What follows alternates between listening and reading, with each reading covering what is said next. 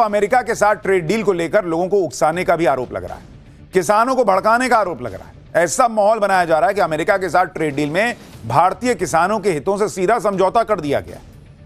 आप देखिए कि इस डील के खिलाफ अब किसान संगठनों ने बड़ा ऐलान कर दिया है। कृषि कानून पर प्रदर्शन करने वाले संयुक्त किसान मोर्चा ने इंडिया अमेरिका डील के खिलाफ प्रदर्शन का ऐलान किया है। किसान संगठनों ने 12 फरवरी को बड़े लेवल पर विरोध प्रदर्शन का ऐलान किया है, यानी जिस वक्त संसद का सत्र चल रहा होगा उस वक्त किसान संगठन देश भर में प्रदर्शन करेंगे। संयुक्त किसान मोर्चा ने कहा है कि भारत और अमेरिका के बीच जो डील हुई उसमें एग्रीकल्चर को लेकर सरकार ने अमेरिकन मल्टीनेशनल कॉर्पोरेट्स के सामने पूरी तरह सरेंडर कर दिया है। किसान संगठनों ने इस मामले में तुरंत वाणिज्य मंत्री पीयूष गोयल के इस्तीफे की मांग कर दी।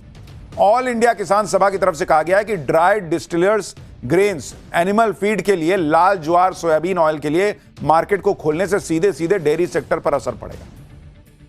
यानी किसान संगठन फिर से सड़क पर उतरने वाले हैं, फिर से किसान आंदोलन की जमीन तैयार की जा रही। आप सुनिए, इंडिया यूएस ट्रेड डील को लेकर राकेश टिकैत से लेकर योगेंद्र यादव भाई सब एक्टिव हो गए हैं। सुनिए एक बार इनको, फिर मैं फैक्ट्स बताता हूं। उनका पशु का फीड आएगा, सबसे बड़ी वो है कि पशु का फीड आएगा, जो जब उससे बियर निकाल देते हैं और जो उसका वेस्ट बनता है वो यहाँ पाएगा और उसमें 0% ड्यूटी है। और वो जीएम है, जेनेटिकली मॉडिफाइड सीड से तैयार है, तो हमारे पशु में बीमारी आएगी। राकेश टिकैत हो या योगेंद्र यादव, ये वही लोग हैं जिन्होंने कृषि कानून को लेकर ऐसा माहौल बना दिया था जिससे किसान आंदोलन में महीनों तक जो है वो आंदोलन चलता रहा। अब यही लोग फिर से आगे आ रहे हैं। उधर इंडी वाले और बाकी विपक्ष वाले ट्रेड डील को लेकर माहौल पहले से ही बना रहे हैं। राहुल गांधी और दूसरे लोग क्या कह रहे हैं सुनिए, फिर आपको फैक्ट्स बताता हूं। And my guess is that the government is worried about having a debate on the budget because the issue of the US deal, the way it was done, what has happened, the impact on our farmers is going to be discussed, and the government doesn't want to do that. अब इतना जरूरी चीज ये US tariff deal में जो mislead किया गया देशवासियों को, जहां सीधे सीधे व्हाइट हाउस के इसमें बोला है कि इंडिया ने सारे टैरिफ्स एग्रीकल्चर प्रोड्यूस में जो उसमें जो एनिमल फीड बनता है, एनिमल फीड में उधर गेहूं, मक्का, राइस, ये सब उसमें जाता है। एथेनॉल में से, कई सारे फ्रेश फ्रूट्स में से, नट्स में से, सब में से 0 टैरिफ कर। अब किसान करेगा क्या? अगर अमेरिका की चीजें आएंगी, कुछ मात्रा में आए, ज्यादा आए, उदाहरण के लिए हमारे जानवर का भी फीड बाहर से आएगा, फिर झांसी में बने हुए ग्रास और फॉडर रिसर्च इंस्टीट्यूट का क्या होगा, जिसका काम ही ये है कि हमारे जो जानवर हैं उनको खाना कैसा अच्छा मिले, फॉडर। तो अब बताइए, सुनने में आया कि एनिमल फीड भी वहां से आएगा, सोयाबीन का ऑयल आएगा वहां से। हमारे गन्ना किसानों के लिए बताया गया इथेनॉल से आपको खुशहाली तरक्की होगी, अब इथेनॉल भी आएगा। विपक्षी पार्टियां हों या किसान संगठन, ये लोग डिस्टिलर्स ड्राइड ग्रेन्स का मुद्दा उठा रहे हैं। अब अमेरिकी एथेनॉल भारत आएगा कह रहे हैं और भारतीय किसानों के मार्केट को बर्बाद कर देगा ये आरोप। इसी के साथ एनिमल फीड यानी पशुओं को दिए जाने वाले चारे में भी अमेरिका की एंट्री होगी कहा जा रहा है। इससे पशुओं और किसान दोनों का नुकसान होने का आरोप है। लेकिन ट्रेड डील में इसको लेकर क्या कहा गया है आपको वो बताता हूं। सबसे पहले आप एक टर्म को समझिए, DDGS यानी distillers dried grains with soluble. जब मक्के को फर्मेंट किया जाता है तो उससे एथेनॉल निकलता है। एथेनॉल निकलने के बाद मक्के के जो अवशेष बचते हैं वो पशुओं के चारे के लिए इस्तेमाल होते हैं। इसी को DDGS यानी distillers dried grains with soluble कहा जाता है। यह DDGS प्रोटीन का अच्छा सोर्स होता है। अब यह समझिए कि डील क्या हुई है। डील के तहत अमेरिका सालाना 5 लाख टन DDGS भारत भेज सकेगा और इसी पॉइंट को उठाकर माहौल बनाया जा रहा है कि इससे तो किसान बर्बाद हो जाएगा, जबकि यह सच्चाई यह है कि भारत का सालाना DDGS खपत 500 लाख टन है और अमेरिका से मात्र 5 लाख टन सालाना आना है। खपत है 500 लाख टन, आना है मात्र 5 लाख टन। यानी अमेरिका से जितना DDGS भारत आएगा वो भारत की खपत का मात्र 1% होगा, इससे ज्यादा हो ही नहीं सकता। तो 1% खपत का आएगा तो भारत के पशु, भारत के किसान कैसे बर्बाद हो जाएंगे भाई? 1% से बर्बाद हो जाएंगे। इसका दूसरा मतलब यह है कि यह एंटी ये एंट्री सिर्फ और सिर्फ सिंबॉलिक है, लेकिन माहौल ऐसा बना दिया कि बाप रे बाप, अब नरेंद्र मोदी तो पूरा कृषि सेक्टर अमेरिकी किसानों के लिए खोल दिए। 1% खुला है, बताइए। इसके अलावा यह भी माहौल बनाया जा रहा है कि अमेरिकी जेनेटिकली मॉडिफाइड यानी जीएम क्रॉप्स को भारत में एंट्री मिल जाएगी, जो बड़ा खतरनाक है, इससे पशु मरने लग जाएंगे। जबकि सरकार साफ साफ कह रही है कि जीएम क्रॉप्स को भारत में कोई एंट्री नहीं मिलने वाली। इसी तरह सेब को लेकर कश्मीर में पीडीपी, हिमाचल प्रदेश में कांग्रेस की सरकार सवाल उठा रही है। उसका सच भी आपको बताता हूं। अभी भारत में सालाना करीब 25 से 26 लाख टन सेब की खपत होती है, जिसमें से 20 से 21 लाख टन भारत में ही होता है और करीब 5.5 लाख टन सेब हम बाहर से ऑलरेडी अभी इंपोर्ट करते हैं। अभी भारत में करीब 75 रुपए प्रति किलो से कम दाम का सेब इंपोर्ट हो ही नहीं सकता, क्योंकि सेब पर 50 रुपए का मिनिमम इंपोर्ट प्राइस है और उसके ऊपर 50% यानी 25 रुपए की इंपोर्ट ड्यूटी है। यानी बाहर से जो सेब आएगा वो 75 रुपए से सस्ता मिल ही नहीं सकता। अब सेब को लेकर अमेरिका के साथ डील में क्या कंडीशन है वो भी देख लीजिए। भारत ने अमेरिकी सेब पर मिनिमम इंपोर्ट प्राइस 50 रुपए से पहले तो बढ़ा के 80 रुपया कर दिया है और उसके ऊपर भी 25% का इंपोर्ट ड्यूटी ठोक दिया। यानी भारत में अमेरिका से आने वाला सेब 100 रुपए किलो से कम में बिक ही नहीं सकता। यानी डील से पहले भारत में इंपोर्ट होने वाले सभी देशों के सेब की न्यूनतम मूल्य 75 रुपए होती थी, उसको अमेरिका से डील के बाद बढ़ाकर 100 रुपया कर दिया। तो कैसे कंप्रोमाइज हो गया बॉस? और 100 रुपया तो अभी आपका उसमें जब आप ट्रांसपोर्टेशन वगैरह जोड़ेंगे तो और बढ़ जाएगा ये। अब जाहिर सी बात है कि बढ़े हुए दाम वाला प्रोडक्ट मार्केट को कैसे बर्बाद कर सकता है। ईयू से यानी यूरोपियन यूनियन से भी जो डील हुई है उसमें भारत ने सेब का मिनिमम इंपोर्ट प्राइस 80 रुपए रखा है और यह भी कैप लगा दिया है कि 50,000 टन सालाना इंपोर्ट है, उससे ज्यादा तुम नहीं बेच सकते। बताइए कैसे किसान सेब का बर्बाद हो जाएगा बॉस? इसीलिए मैं कह रहा हूं कि डील में क्या है और बाहर भ्रम और झूठ फैलाया क्या जा रहा है, आपको पता होना चाहिए।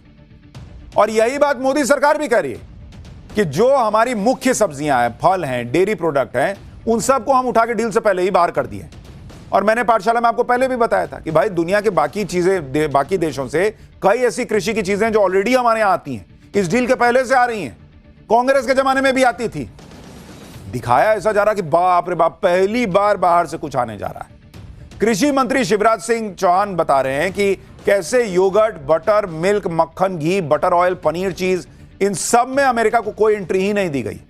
कृषि और डेयरी उत्पादों के अलावा भारत के जो मसाले हैं उनको भी प्रोटेक्ट किया गया है।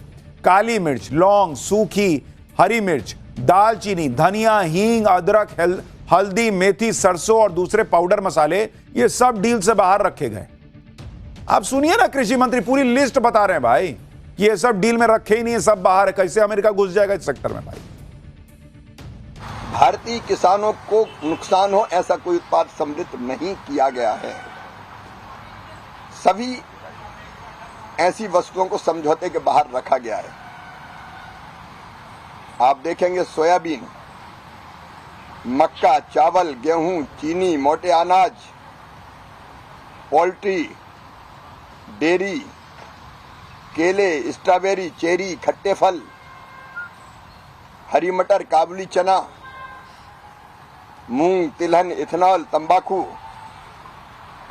जैसे उत्पादों पर कोई टैरिफ में छूट नहीं दी गई है। आलू, प्याज, मटर, बीन्स, खीरा, मशरूम, दलहनी, हमारी उत्पाद, फ्रोजन सब्जियां, संतरे, अंगूर, नींबू, स्ट्रॉबेरी जैसे अमेरिकी कृषि उत्पाद भारत नहीं आएंगे। इसके अलावा मिक्स डब्बा बंद सब्जियां भी भारत नहीं आएंगी। यानी अमेरिका को क्लियर कर दिया गया है कि ये तो आना नहीं, ये हमारे यहां नहीं आना है भाई, ये सब भेजना भी मत। और कुछ को है जो उस पर कोई छूट नहीं दी गई है, रियायत नहीं दी गई है। और ये तो वो प्रोडक्ट्स हैं जिसे अमेरिका की डील से दूर रखा गया है। इसके अलावा अमेरिका की मार्केट में भारत के जिन कृषि उत्पादों पर बहुत कम या शून्य टैक्स लगेगा उसकी भी लंबी लिस्ट है। मसाले हैं, चाय है, कॉफी है, नारियल, सुपारी, काजू, केला, अमरूद, आम, कीवी, पपीता, मशरूम जैसी चीजें शामिल हैं। यानी इसी डील से भारत के किसानों को फायदा होगा। डील को लेकर वाणिज्य मंत्री पीयूष गोयल को सुनिए वो क्या बता रहे हैं। देश में कुछ लोग जो भारत के किसानों के विरोधी है, भारत के किसानों की चिंता नहीं करते हैं, भारत को गुमराह करने की कोशिश करते हैं। मैं डंके की चोट पर कह सकता हूं कि किसी प्रकार से ये करार भारत और यूनाइटेड स्टेट्स ऑफ अमेरिका के बीच भारत के किसानों के हितों को, भारत के एमएसएमईज को, भारत के हैंडीक्राफ्ट और हैंडलूम को किसी प्रकार का कोई नुकसान नहीं पहुंचाता है। इंडी वाले एक बवाल रूस से तेल को लेकर भी मचा रहे हैं, लेकिन इस बात को समझना होगा कि भारत अपनी जरूरत का कच्चा तेल बाहर से मंगवाता है। इसके लिए अलग अलग देशों से डील होती है और यह डील ग्लोबल परिस्थितियों के हिसाब से होती है।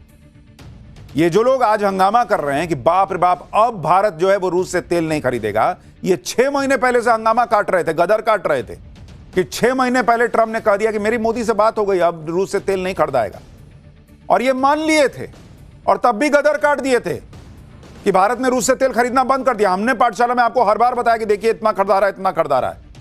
तो 6 महीना झूठ बोल रहे थे ना आप। अब कह रहे हैं कि अब आगे नहीं, कैसे भारत खरीदेगा। और भारत हमेशा एक ही चीज बोल रहा है कि भाई हमारी प्राथमिकता यह होती है कि भारत को तेल की पर्याप्त सप्लाई होती रहे, सस्ता तेल जहां से मिलेगा हम खरीदेंगे। पहले भी इसी सोच के साथ भारत दुनिया से तेल खरीदता था, आगे भी इसी सोच के साथ दुनिया से भारत तेल खरीदता रहेगा। सबसे बड़ी बात, नेशनल इंटरेस्ट, भारत का हित है। यह भारत आज भी ताल ठोक के कह रहा है। भारत के हिसाब से, हित के हिसाब से जो सही लगेगा भारत वो करेगा। सुनिए विदेश मंत्रालय क्या कह रहा है। Firmly and confidently say that whether it is the government or indeed our business, at the end of the day, national interest will be the guiding factor for us in our choices. Thank you. यानी भारत का हिसाब clear है। अगर हमको रूस से भी सस्ता तेल कहीं से मिलेगा तो हम वहां से भी लेंगे। अगर गारंटीड रहेगी कि वहां से मिलता रहेगा और रेट जो है वो बहुत फ्लक्चुएट नहीं करेगा तो वहां से लेंगे। कई प्राइवेट कंपनियों ने रूस से तेल लेना कम किया, लेकिन सरकारी कंपनियां तो अभी भी पिछले महीने भी ले रही थी। अब आगे क्या हिसाब बनेगा उसमें नेशनल इंटरेस्ट के हिसाब से होगा। लेकिन पहले 6 महीना झूठ बोले कि भारत ने तो खरीदना बंद कर दिया, अब कह रहे हैं आगे नहीं खरीदेगा। लेकिन भाई फैक्ट बोले। इस तरह की बातें करने से क्रेडिबिलिटी गिर जाती है विपक्ष की, पर वो समझे तब।